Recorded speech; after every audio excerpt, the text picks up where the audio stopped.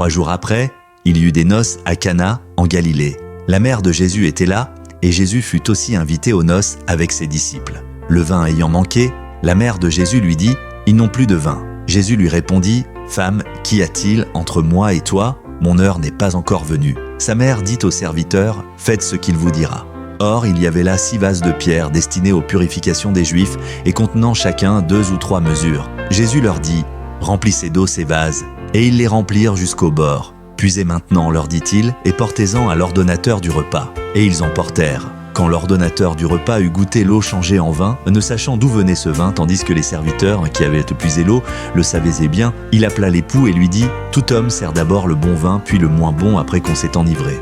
Toi, tu as gardé le bon vin jusqu'à présent. » Tel fut, à Cana en Galilée, le premier des miracles que fit Jésus. Il manifesta sa gloire, et ses disciples crurent en lui. Après cela, il descendit à Capernaum avec sa mère, ses frères et ses disciples, et ils n'y demeurèrent que peu de jours. La Pâque des Juifs était proche, et Jésus monta à Jérusalem. Il trouva dans le temple les vendeurs de bœufs, de brebis et de pigeons, et les changeurs assis.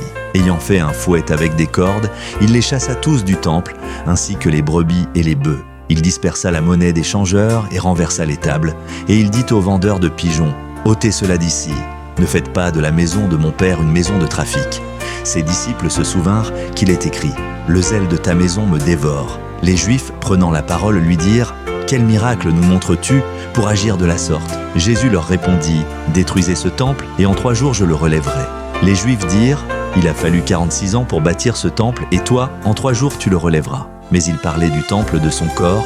C'est pourquoi, lorsqu'il fut ressuscité des morts, ses disciples se souvinrent qu'il avait dit cela.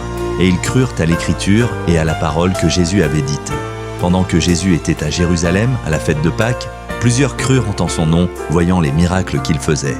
Mais Jésus ne se fiait point à eux parce qu'il les connaissait tous et parce qu'il n'avait pas besoin qu'on lui rendît témoignage d'aucun homme, car il savait lui-même ce qui était dans l'homme.